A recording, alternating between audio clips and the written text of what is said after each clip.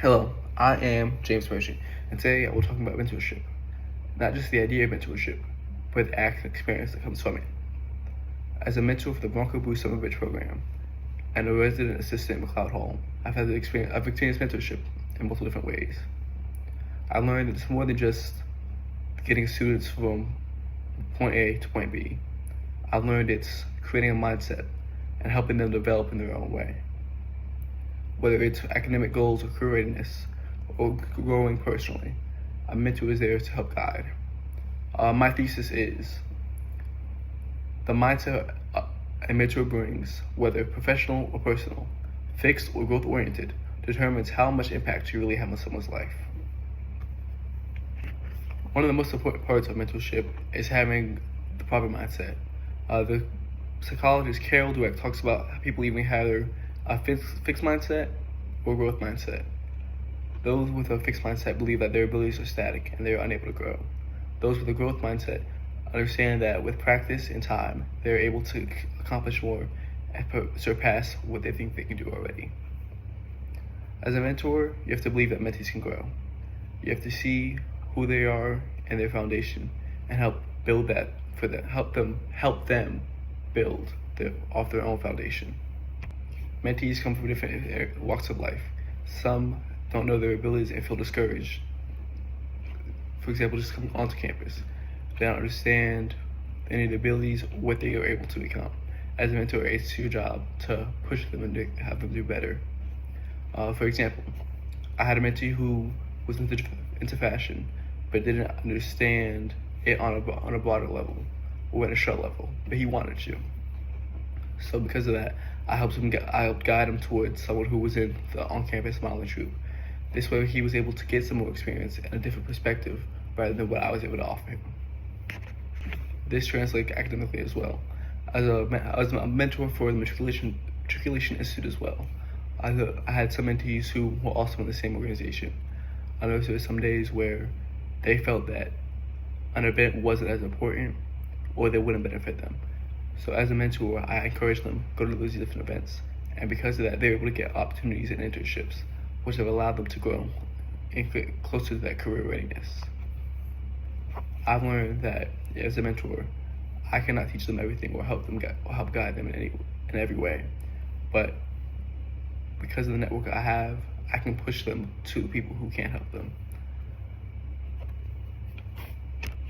Furthering develop that growth mindset and help with being with them as they grow can turn mentorship into a full relationship as it should be, because you have to have that connectivity with your mentee in order for them to grow. There's two main mentor-mentee relationships. One is professional mentorship, which focuses on career readiness, academic success, and resume building. There's also personal mentorship, which focuses more on personal development and situations that are happening in their life. As a resident assistant, I've served as both.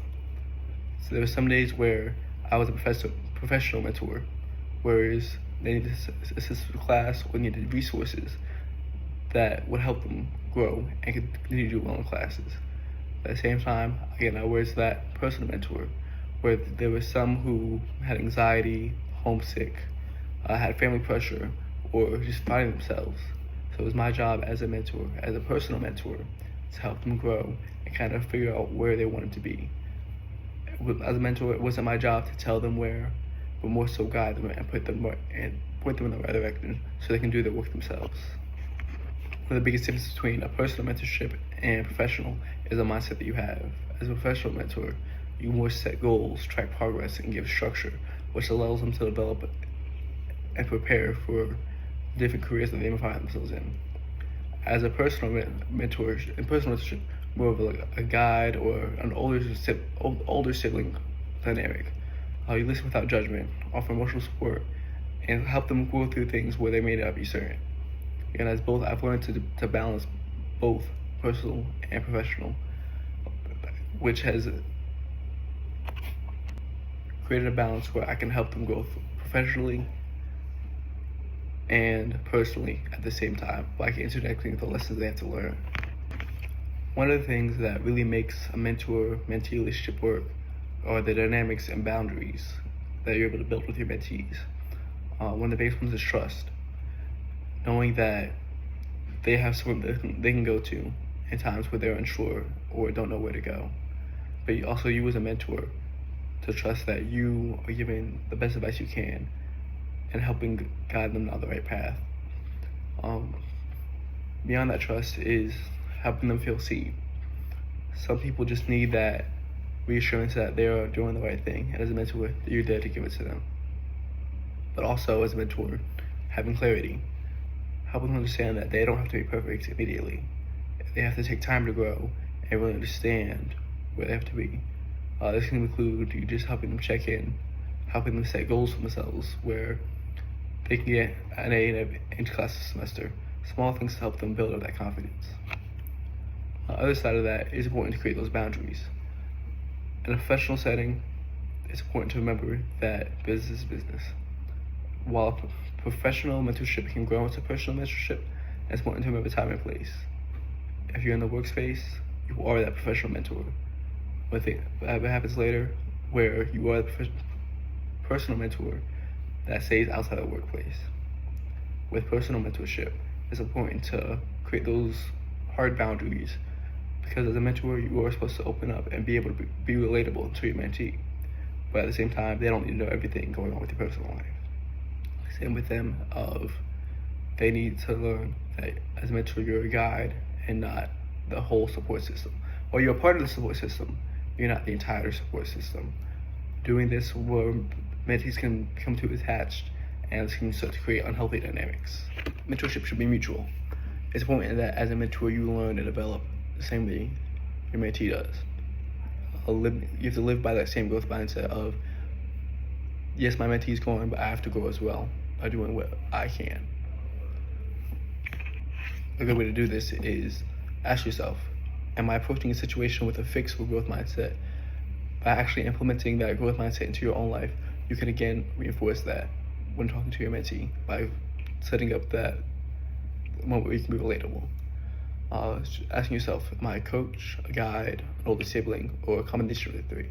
Understanding what role you play helps you understand what kind of mentor you have to be in that moment. And it's important to make sure that you listen to understand and not just to give advice. Each situation is very different and complex, and just giving the same basic advice isn't going to help a mentee grow. It's just the same thing that you've been hearing over and over again. But as a mentor, you can give that personal advice that can help change the mindset of the situation. Mentorship isn't just a good tool.